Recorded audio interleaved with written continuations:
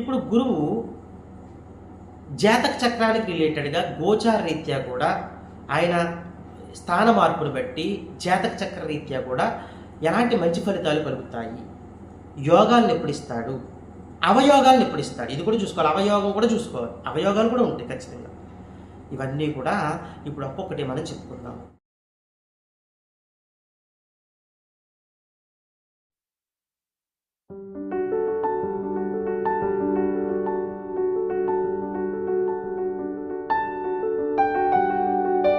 శ్రీ మాధవానంద గురుభ్యో నమః, శ్రీమాత్రే నమః. శ్రీ మాధవానంద భక్తి యూట్యూబ్ ఛానల్ ప్రేక్షకులకు నమస్కారం. ఇక ఈరోజు మనం విశేషంగా ఒక కొత్త విషయం గురించి తెలుసుకుందాము. అదేమిటి అంటే కనుక నైసర్గిక శుభుడైన గురువు గురించి, గురుగ్రహం గురించి చాలా చెప్పుకున్నాము. ఇప్పుడు మళ్ళీ కొత్త పాయింట్లు చెప్పుకుందాం. ఇక్కడ గోచారాన్ని కూడా తీసుకోవాలి. చాలామందికి ఏంటంటే గురువు గోచారం అనగానే మేము ఫలితాలు చెప్తూ ఉంటాం చూడండి, గోచార ఫలితాలు అని. ఖచ్చితంగా గురువు మారుతున్నాడంటే ఎలా ఉంటుందో అని చూస్తూ ఉంటారు. అలాగే ఇప్పుడు గురువు జాతక చక్రానికి రిలేటెడ్గా గోచార రీత్యా కూడా ఆయన స్థాన మార్పును బట్టి జాతక చక్ర రీత్యా కూడా ఎలాంటి మంచి ఫలితాలు కలుగుతాయి, యోగాలను ఎప్పుడు ఇస్తాడు, అవయోగాలను ఎప్పుడు ఇస్తాడు, ఇది కూడా చూసుకోవాలి. అవయోగం కూడా చూసుకోవాలి, అవయోగాలు కూడా ఉంటాయి ఖచ్చితంగా. ఇవన్నీ కూడా ఇప్పుడు ఒక్కొక్కటి మనం చెప్పుకుందాం. నైసర్గిక శుభుడు, ధనకారకుడు, సంతానకారకుడు. కొంతమంది చెక్ చేసుకుంటూ ఉంటారు, అబ్జర్వ్ చేసుకుంటూ ఉంటారు. గురువు బలానా రాశిలోకి వెళ్తున్నప్పుడు మాకు చాలా మంచి జరుగుతుందండి, ఈ రాశిలోకి వెళ్తున్నప్పుడు ఇబ్బందికరమైన వాతావరణం ఉందండి. ఖచ్చితంగా కొంతమంది పర్ఫెక్ట్గా రాసుకుని పక్కన సంవత్సరం ఏం జరిగింది ఏంటంటే లెక్క వేసుకుంటూ ఉంటారు. కానీ ఇక్కడ జాతక చక్రం కూడా చాలా ఇంపార్టెంట్ అండి. అది గోచారం, కానీ గ్రహచారం కూడా చాలా ముఖ్యము. గ్రహచారం అంటే లగ్నాలు చెప్తాం, అక్కడ ఏ దశ జరుగుతుందో కూడా చాలా ముఖ్యము. ప్రతిసారి అలా జరుగుతుందని చెప్పలేము. కొంతమందికి ఏమైనా కొన్ని ఇన్సిడెంట్స్ జరగడం వల్ల ఇంకా అది ఫిక్స్ అయిపోయి ఉండొచ్చు వాళ్ళ మైండ్లో. మళ్ళా ఖచ్చితంగా గోచారంలో గురువు మారుతున్నప్పుడు మిగతా గ్రహాలు కూడా మారచ్చు. పెద్ద పెద్ద గ్రహాలు మారే ఉన్నాయి కదా, శని భగవానుడు, రాహు, కేతువు ఇలా మారుతున్నప్పుడు కూడా మారచ్చు. కాబట్టి ఇది ఒక విధంగా ఏంటంటే మనము చెక్ చేసుకోవడానికి ఈజీగా ఉంటుంది, గురువు ఇలా మారుతున్నప్పుడు ఎలా ఉంటుంది అని. ఇక మనం వచ్చేద్దాం, కంటెంట్లోకి వచ్చేద్దాం. గోచార రీత్యా గురువు మారుతున్నప్పుడు ఒక రాశి నుంచి ఒక రాశికి ఏ రాశిలోకి మారుతున్నాడో చూడండి. ఇక్కడ ఫస్ట్ థింగ్ గురువర్గ రాశులు ఏంటో చూసుకోండి. గురువర్గ రాశుల్లోకి గురువు మారినప్పుడు, గురువర్గ రాశులు ఏంటి? గురువు, ఫస్ట్ గురువు చెప్పేసుకుంటాం, రవి, కుజుడు, చంద్రుడు, అంతే కదా. ఇక్కడ కేతువుని మనం తీసుకోం, కేతువుకి ఏ రాశి ఉండదు కాబట్టి కేతువు గురువర్గ రాశే, కానీ ఇక్కడ తీసుకో గురువర్గ రాశులు ఏంటో తీసుకోండి. ఇప్పుడు గోచార రీత్యా గురువర్గ రాశిలోకి గురువు వెళ్తున్నప్పుడు మీకు అర్థమైపోయి ఉంటుంది కంటెంట్ ఏం చెప్తున్నాను నేను. గోచార రీత్యా గురువర్గ రాశిలోకి గురువు వెళుతున్నప్పుడు జాతక చక్రంలో అదే రాశిలో ఏ గ్రహం ఉన్నప్పటికీ కూడా ఆ గ్రహము మంచి యోగాన్ని ఇస్తుంది అని చెప్పచ్చు. కానీ ఇక్కడ చిన్న మైనస్ ఏంటంటే గ్రహం మహర్దశ జరగాలి. మహర్దశ జరగకపోతే ఫలితం ఎలా పొందుతాడు జాతకుడు? అంతే కదా. మహర్దశ జరగట్లేదు, కనీసం అంతర్దశ, కనీసం విదశ అవి జరుగుతాయిగా. ఎందుకంటే సంవత్సరం పాటు కదా ఈయన తిరిగేది గురువు, కాబట్టి ఏదో మూమెంట్లో మీకు అదృష్టం కలుగుతుంది.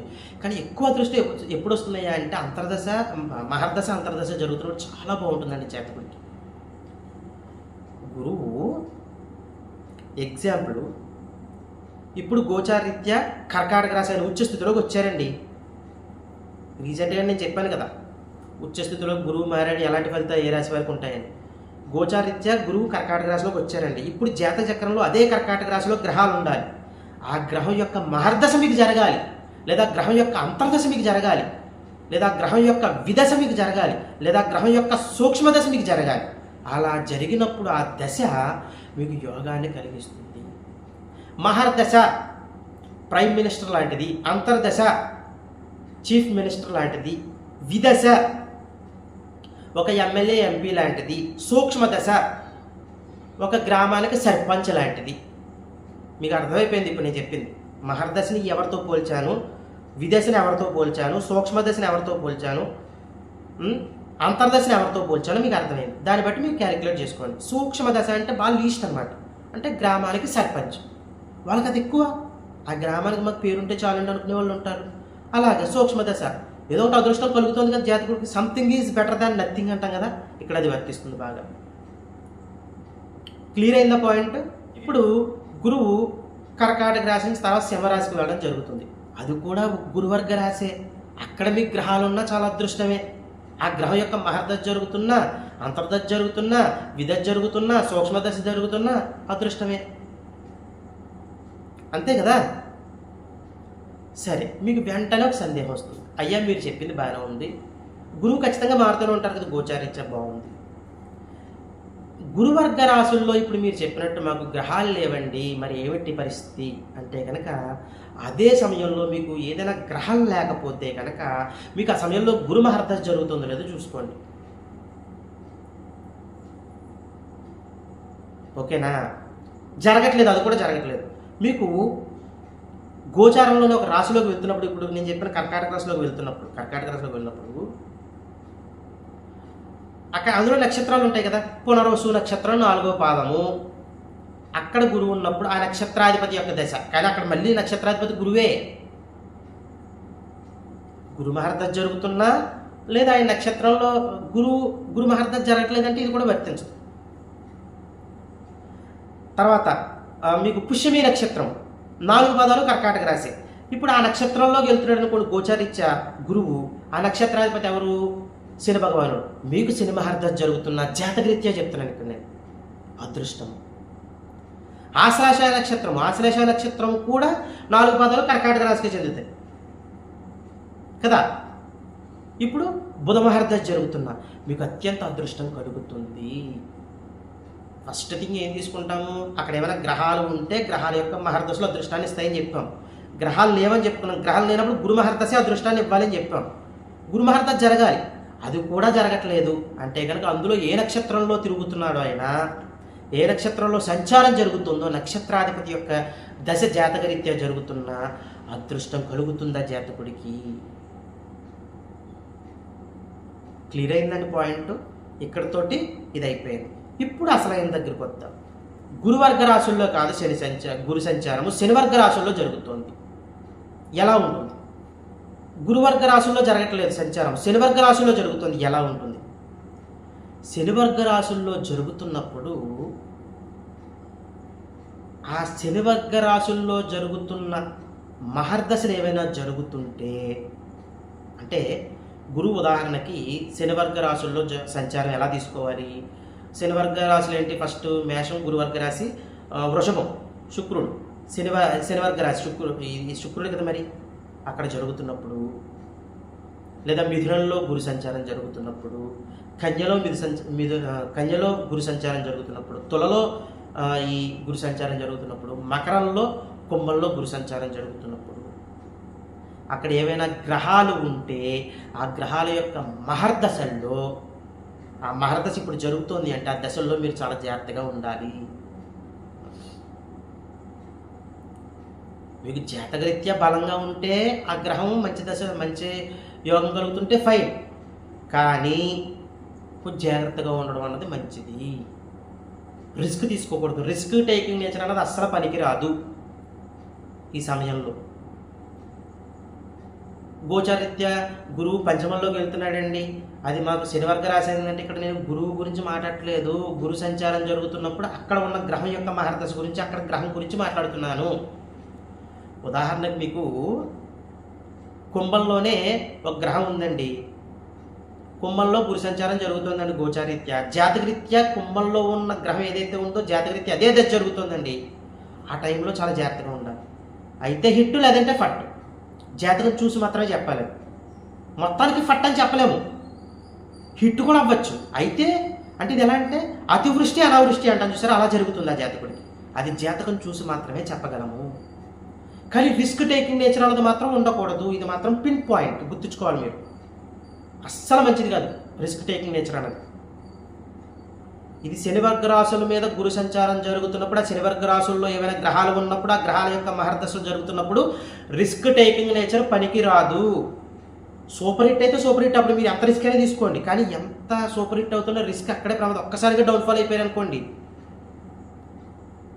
గోచారమే కదా అనుకుంటాము, ఆ ఒక్క సంవత్సరంలో చాలు మొత్తం మీ జాతకం మారిపోవడానికి. మళ్ళీ మీరు నిలబడి లేవడానికి స్టెప్ 1 నుంచి మొదలు పెట్టాలి. అది ఇంకెంత ప్రమాదకరమో చూడండి. ప్రమాదం కదా, అందుకే రిస్క్ టేకింగ్ అన్నది ఉండకూడదు. క్లియర్ అయిందా పాయింట్? కాబట్టి గోచారీత్యా గురు సంచారం జరుగుతున్నా అసలు జాతకంలో ఏ మహర్దశ జరుగుతోంది, అది మన జాతక చక్రంలో మన గ్రహం మీదకి వచ్చిందా లేదా, అది గురువర్గ రాశి అయ్యిందా లేదా శనివర్గ రాశి అయ్యిందా. ఇప్పుడు శనివర్గ రాశి అయ్యింది కరెక్టే, ఇక్కడ ఇంకో సందేహం రావచ్చు. శనివర్గ రాశుల్లోకి గురువు వచ్చాడు, అక్కడ గ్రహాలు లేవు, చాలా మంచిది. అలా ఉన్నప్పుడు ప్రశాంతంగా ఉంటుంది, రిస్క్ టేకింగ్ నేచర్ ఏమీ చేయము, గ్రహాలు లేవు. కానీ గురువు నక్షత్ర వారీగా జరుగుతూ ఉంటుంది కదా. ఫర్ ఎగ్జాంపుల్ గురువు మీకు ఈ కుంభరాశిలోనే సంచారం అనుకుందాం, అక్కడ గ్రహాలు లేవు మీకు అనుకుందాం. శతభిష నక్షత్రంలో గురు సంచారం జరుగుతుంది అనుకుందాం. శతభిష నక్షత్రానికి అధిపతి ఎవరు? రాహు. అర్థమైందా మీకు? రాహు మహర్దశ జరుగుతున్నప్పుడు చాలా జాగ్రత్తగా ఉండాలి, రిస్క్ టేకింగ్ నేచర్ పనికిరాదు. రాహు మంచి పొజిషన్లో ఉండి మంచి ఫలితాలు ఇవ్వచ్చు, ఆ ఫలితాలను అనుభవించండి. వస్తున్నాయి కదా అని అస్సలు రిస్క్ టేక్ చేయకూడదు, రిస్క్ టేకింగ్ నేచర్ ఉండకూడదు. క్లియర్ అయిందా మీకు? ఇవి అన్నీ కూడా జాగ్రత్తగా చెక్ చేసుకుంటూ వెళ్ళాలి. మకర రాశి తీసుకున్నా అంతే, కన్యా రాశి తీసుకున్నా అంతే. మీరు ఏ రాశి తీసుకున్నా శనివర్గ రాశుల్లో గురు సంచారం జరుగుతున్నప్పుడు రిస్క్ టేకింగ్ ఉండకూడదు. సక్సెస్ ఉంటుంది, ఉండదని నేను చెప్పట్లేదు. సరే, ఇక ఎవరికైతే ఈ గురు సంచారము గోచారీత్యా ఒక రాశిలోకి వచ్చి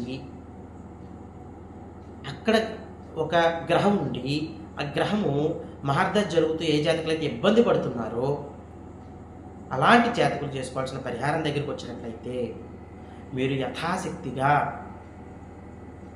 ప్రతి గురువారము కూడా బియ్యపిండితో 2 ప్రమిదలు చేసి దీపారాధన చేసి దక్షిణామూర్తి స్తోత్రాన్ని చదువుకోవాలి. బియ్యపిండితో 2 ప్రమిదలు చేయండి, నెయ్యి పొయ్యండి, 3 ఒత్తులు వేయండి, 2 ప్రమిదలు, దక్షిణామూర్తి స్తోత్రాన్ని చదవండి ప్రతి గురువారం కూడా. ఇలా చేస్తూ ఉండండి, మీకు ఖచ్చితంగా బలం పెరుగుతుంది. ఇవన్నీ చేసుకుంటూ మీరు సంఘంలోనూ సమాజంలో మంచి పేరు సంపాదించుకుంటూ మీ కుటుంబ సభ్యులతో సుఖశాంతులతో జీవించాలని కోరుకుంటూ సర్వే జనా సుఖినో భవంతు. శుభం.